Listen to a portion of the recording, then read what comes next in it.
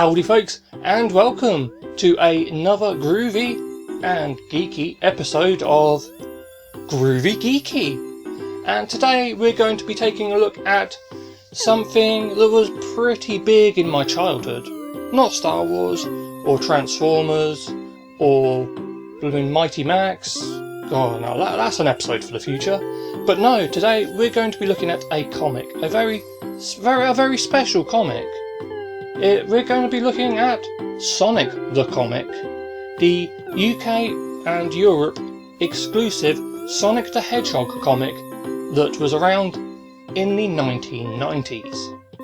When Sega released Sonic the Hedgehog back in 1991, they must have known that they were onto something big, but I suspect they had no idea just how big the blue blur would become. At one stage in the mid-90s, Sonic was the most recognisable character on the planet, and his impact was huge, influencing a seismic change in how both games and cartoons handled animal characters. Now, they were not just cute and cuddly, now they could be cool, and it was only natural that Sega would capitalise on this by releasing some form of Sonic the Hedgehog on every media format they could, most notably on comics and television, with the Archie Comics series lasting 24 years, with over 290 issues, and a connection to the 1993 cartoon series, making it many people's definitive version of Sonic. But here in the UK and Europe, we got a very different comic version of Sonic, with its own unique continuity and characters, which better reflected the UK comics scene at the time.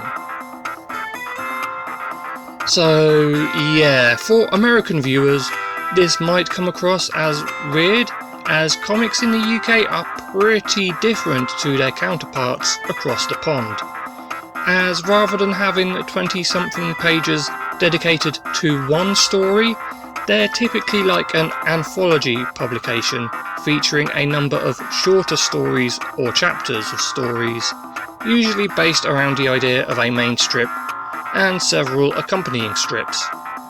For example, a Batman comic might have 10 pages from an issue of Detective Comics, and then be supported with a part from a Robin comic, a part from a Batgirl comic, and a part from a Justice League comic. So, one issue of Detective Comics can last 3 issues of a UK Batman comic. I don't want to go into too much detail about how the UK comic scene is different from that in America, as that could be a whole separate video on its own. However, there is one more thing I need to mention, and that is 2000 AD, the cornerstone of British action comics that introduced the world to Judge Dredd. It seems like almost every writer, editor and artist in the UK has at some point worked for 2000 AD, and its DNA is all over the industry, to the stage where even a comic about Sonic the Hedgehog features artwork and designs that are pretty out there, and pretty hardcore for a children's comic. So yeah, now let's actually get into Sonic the Comic. Sonic the Comic, or STC for short, was the UK's official Sonic comic, but because of the UK comics industry's anthology nature, it was initially more of a Sega comic, featuring strips focusing on other games, such as Shinobi, Streets of Rage, Golden Axe, Decap Attack, and so on. Though eventually, towards the end of its span, the comic would focus exclusively on Sonic-related strips, as its own unique cast of characters and continuity became just too big to contain in 1 or 2 strips. STC featured its own unique universe and changed many aspects of iconic characters, such as Sonic being more, well, something of a sarcastic jerk, Tails being from a zone populated exclusively by foxes, and demons, where he is believed to be the chosen one, Amy Rose being an ass-kicking punk with a crossbow, and Super Sonic being an evil, destructive alternate personality of Sonic who would eventually get his own separate body. It also spawned several unique characters like fellow freedom fighters Johnny Lightfoot and Porker Lewis, as well as tech genius Techno the Canary, or the cultural mashup that is the Marxio brothers, and a madcap pirate, Captain Plunder. These all built up to create a cast of characters that feels really different to the usual Sonic crew. Initially, the series started out with just your regular light-hearted single-strip adventures, but early on, Sonic would be transported to a future ruled by Robotnik, and the first 100 issues focuses on Sonic and pals trying to liberate Mobius from his clutches. After the epic 100th issue, the series then focuses on life after Raw, with Robotnik's remnants popping up here and there, and usual things like election parodies and the like, though Robotnik would return, becoming a little god and get defeated yet again. Robotnik, losing his mind due to the constant defeats at the hand of Sonic, just at the end of the strip wanted to end the world. He became mad, and he unleashed chaos from Sonic Adventure. In the final original story of the series, an epic, loosely based, very, very, very loosely based on Sonic Adventure, which includes an especially dark chapter as Sonic struggles with depression due to the death of one of his comrades. Yeah, this ain't your usual Sonic the Hedgehog series. Other strips would often focus around single characters, like the Zone Runner stories, where Tails was seen by some as the true hero of Mobius, or Amy and Techno's interdimensional journeys. How about Knuckles' adventures guarding the floating island from invaders? Heck, even Chaotix would regularly get their own stories. Even Porker Lewis would become somewhat of a main character. But other than that, there were also world-building stories, focusing on Robotnik's Bandit Repair Squad and so on. All of this built up to create quite a comprehensive comic universe. But, as I mentioned, it's not just Sonic games that were represented, oh no.